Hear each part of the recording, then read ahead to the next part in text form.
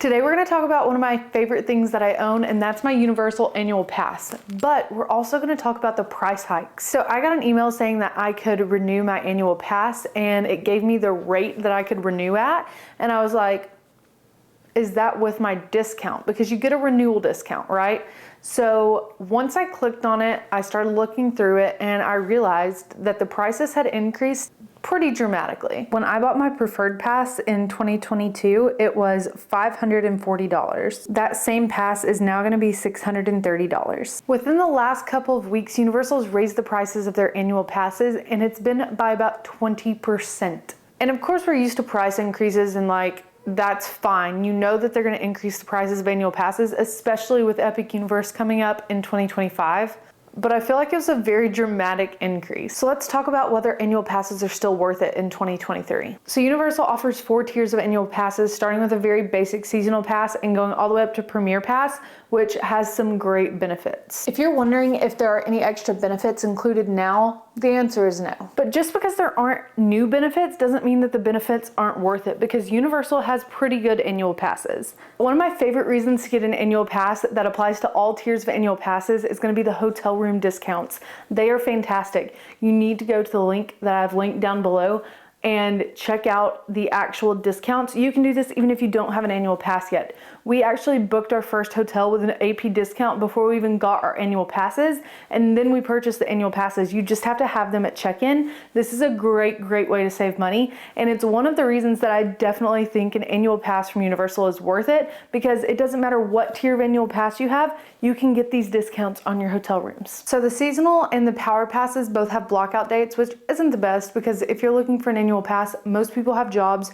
or kids who have to go to school, and you can't really just pick up and go whenever it's super not crowded, which is the only time you're not going to be blocked out of the parks. I really recommend the preferred or the premier passes, because that's how you get your money's worth out of an annual pass. So ideally this year we were going to upgrade to a premier pass. We had the preferred passes this year because I was pregnant and I couldn't ride anything, so I was like, okay, we're not going to pay for the upgraded version, which has express included, because I can't ride anything. But now that the baby is born, we want those express passes.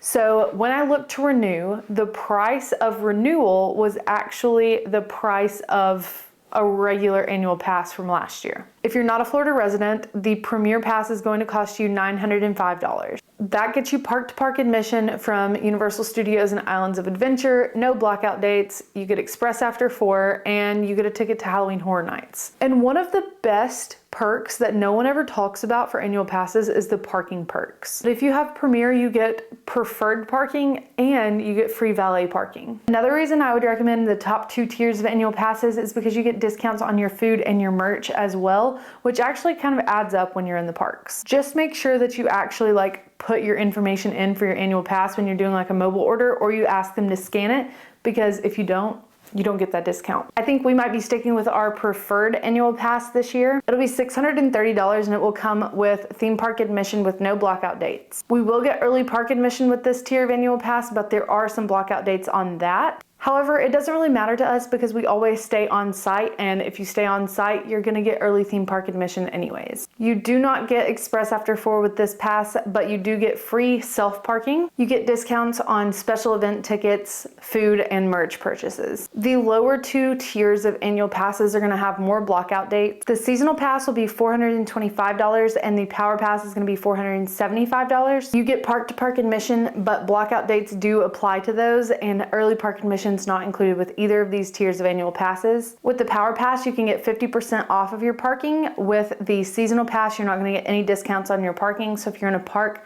at the actual theme parks, it's going to be at least $27 a day. You do still get some discounts on special event tickets that Universal might sell, but the main difference in the $50 upcharge for the Power Pass versus the Seasonal Pass is going to be when the blackout dates are. So the Seasonal Pass is going to have more blackout dates than the Power Pass, and I would just recommend to check those blackout dates to see if those are times that you would want to go to the park. If the blackout dates aren't a big deal to you and you wouldn't go to the park anyways, then just go ahead and get one of those lower tiered annual passes. But if those dates or times that you're gonna go, like me, I'm a teacher, my husband's a teacher, we have to go on breaks when there's a lot of people there.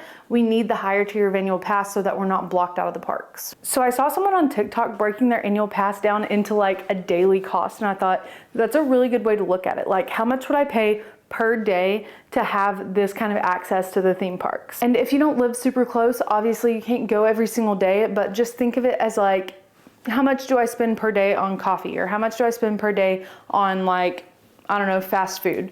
And think of it like that and see like, okay, could I save money there and put that towards an annual pass so that I could go to Universal, you know, 8 times a year? So as your resident math teacher, let's do the math. So if you're a non-Florida resident, the Premier annual pass is gonna cost you $905, which we can divide by 365 days.